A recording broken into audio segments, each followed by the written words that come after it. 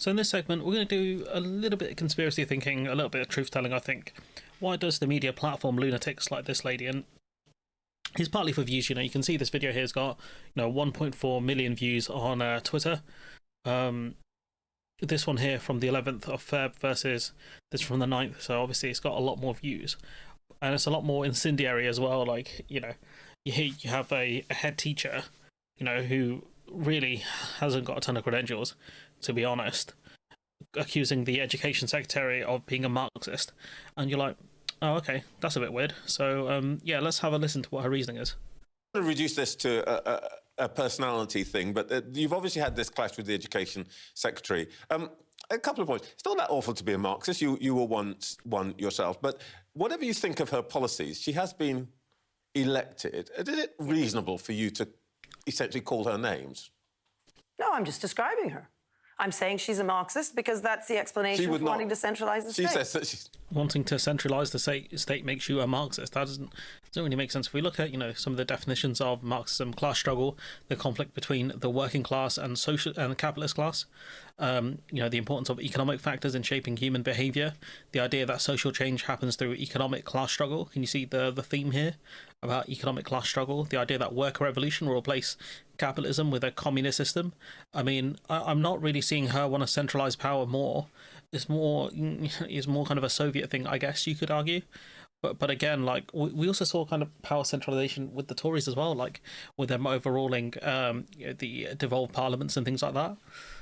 So it doesn't really make sense, her argument. If you are going to argue Marxism is about centralisation of power, you'd have to argue Donald Trump is a Marxist as well, because he tried to centralise more power with the executive in America.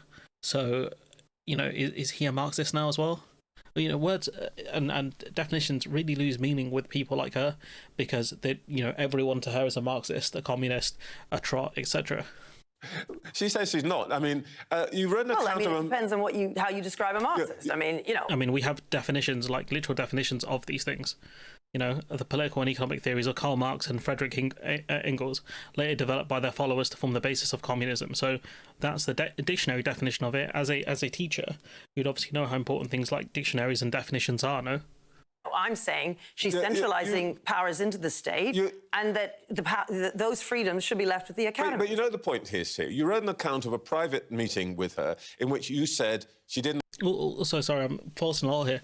Are all dictators and things Marxists as well then? Because they centralise power with the state, and they overall, devolve powers as well.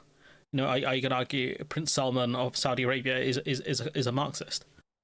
Understand her own bill. She's an extremist. Hang on. I don't know. Let me finish what I was going to say. She said that you kept interrupting her and you didn't give her a chance to explain. No. What I did was every time she tried to fob me off, first of all, it wasn't private. There were 3 other people with her. There was my deputy with me, and they kept staring at us and being horrible and huffing and puffing and all kinds of things and trying to... Sound a bit like a snowflake, pal, I'll be honest. ...intimidate us, and they didn't give us any water to drink. Oh, no, they don't give you any water. Just bring your own, dummy.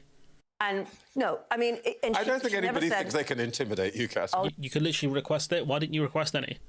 No, they were doing that very, very well. And it was very uncomfortable.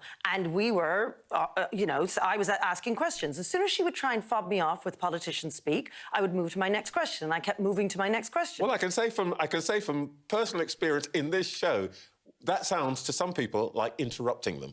Oh, yeah, no, I did interrupt her. Okay, so first you said you didn't, and now you say you did.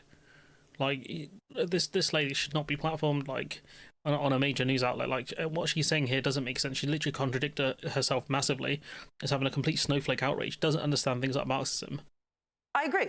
I interrupted her. And perhaps I deserve a bit of a detention for that. But the fact is, I am David here trying to fight Goliath, and I want to hold her to account. And I'm not going to get fobbed off by... You realise that not many teachers would get a chance to meet in such a place with the Secretary of State, right? Normally, the best case scenario is at some sort of union meeting or some sort of big conference. Like you had not a one-to-one meeting, you had a 5-person meeting effectively with the Secretary of State, and you're crying about that. And then you constantly interrupted her when she gave you politician speak, when the correct way to do things is you let them finish what they're going to say, and then you pull them up on the dumb statements that they've made. That's the easiest way to do things, like I've done to you here.